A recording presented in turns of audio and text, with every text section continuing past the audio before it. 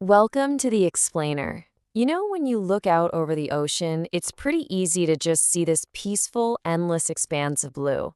But beneath that tranquil surface hides a breathtakingly complex system of military power, technological innovation, and strategic maneuvering that literally protects our modern way of life. Today, we're breaking down the true stakes of sea power. We're going to explore the hidden architecture of the world's most powerful navies and uncover exactly what it takes to control the vast waters that cover over 70% of our planet. 80%. That single staggering number represents the volume of global merchandise trade that is transported by sea. Think about it. The device you're using right now, the clothes on your back, the food sitting in your pantry, they highly likely crossed an ocean to get to you.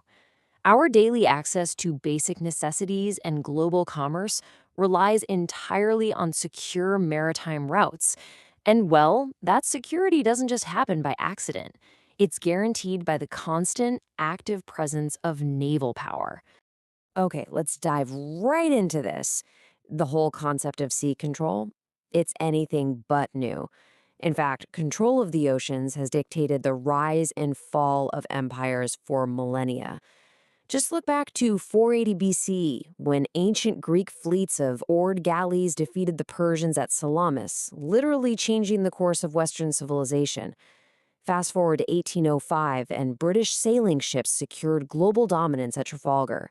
By 1942, the Battle of Midway proved that aircraft carriers had replaced battleships as the absolute kings of the sea. And then, during the Cold War, the introduction of nuclear propulsion revolutionized the whole shebang all over again. We've gone from wooden galleys to nuclear fleets, but the core strategic goal of controlling the sea, that has remained exactly the same. Section 1. The Visible Giants, the Surface Fleets. To really understand modern sea power, we've got to look at what experts call the iceberg narrative. We're starting right at the tip with those awe-inspiring cinematic surface ships that everyone pictures when they think of a powerful military. But here's the thing, not all navies are created equal. Experts actually measure naval strength largely by global reach. So a green water or brown water navy, they're restricted to coastal operations and regional defense. They pretty much stay close to home. But a blue water navy, now that is the gold standard of global maritime power. These fleets can conduct continuous, simultaneous operations anywhere on the open oceans across the Earth, sustaining themselves for months, thousands of miles from any friendly port. And the ultimate symbol of that blue water reach is, without a doubt, the aircraft carrier. Stretching hundreds of meters long, it's effectively a mobile, floating city. It allows a nation to project air power anywhere in international waters without needing a foreign runway. But an aircraft carrier never operates alone. It's the centerpiece of a carrier strike group, which is this heavily integrated naval formation whose entire purpose is to protect the carrier while simultaneously expanding its combat reach. Now, what's really fascinating about this is how these incredibly diverse elements lock together to form an impenetrable, multi-domain network around that carrier. You've got guided missile destroyers acting as bodyguards.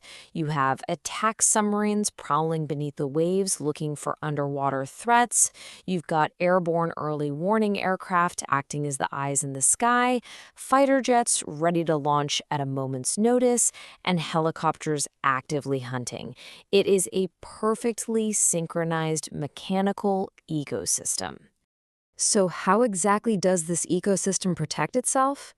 Well, imagine a high-speed threat like an anti-ship missile is detected. The fleet relies on a layered defense. Step 1 happens hundreds of miles out. They use long-range phased-array radar. These are advanced systems that can look in multiple directions at once without even moving to track the threat and launch long-range interceptor missiles. If that fails, Step 2 kicks in, using medium-range tracking and response systems to intercept the target closer to the fleet. And if the threat somehow breaches that layer, Step 3 activates the close-in weapon systems. That's the final, rapid-fire line of defense designed to neutralize the threat right before impact. This layered mini-narrative plays out in training exercises every single day just to ensure the fleet survives. But, a surface fleet isn't exclusively about combat. Take amphibious assault ships, for instance. They look kind of like small aircraft carriers, but they function as floating expeditionary bases. When a devastating earthquake or tsunami hits and coastal ports and airports are utterly destroyed, these ships can hover right offshore.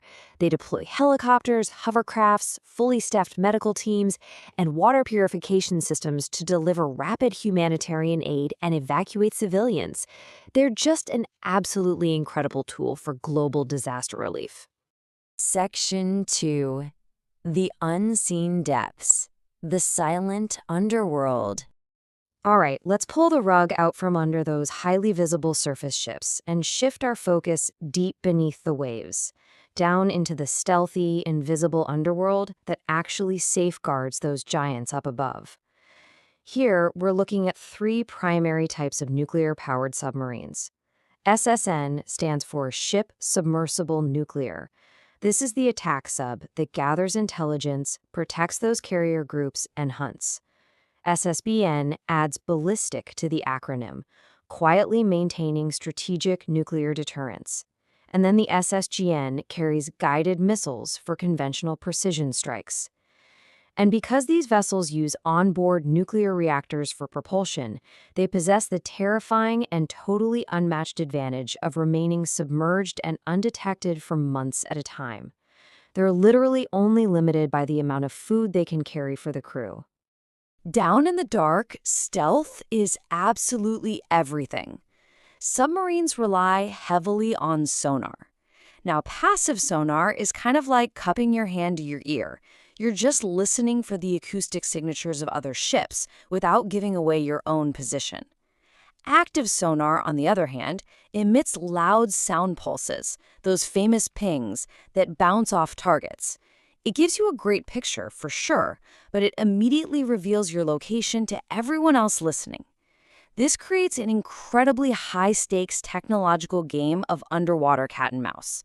It requires absolute, uncompromising discipline from the crews who are confined inside these metal tubes. I mean, a single dropped wrench could give away their position. Section 3. The Invisible Backbone. Logistics and Cyber. And this brings us to the crucial plot twist of our explainer. We need to introduce the true unsung heroes of the sea. There's a famous saying, amateurs talk about tactics, professionals also think constantly about logistics. This quote perfectly encapsulates the reality of naval power. You can have the most advanced, multi-billion-dollar nuclear submarine or a highly trained carrier strike group, but guess what? They are completely useless if the crew has no food, the engines have no spare parts, and the weapon systems have no ammunition. And this brilliantly illustrates just how breathtakingly complex the global supply chain needs to be to sustain a navy. Imagine trying to pump gas into your car while driving down the highway at 30 miles per hour. That is essentially what underway replenishment ships do.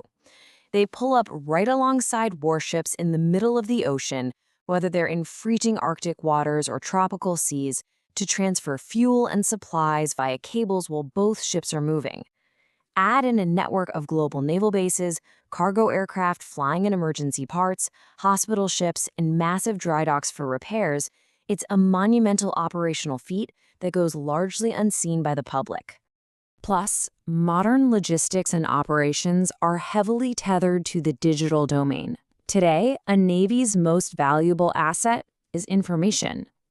A modern fleet fuses intelligence from satellites up in space, maritime patrol aircraft, and encrypted digital networks to create a single, unified operational picture for the commander.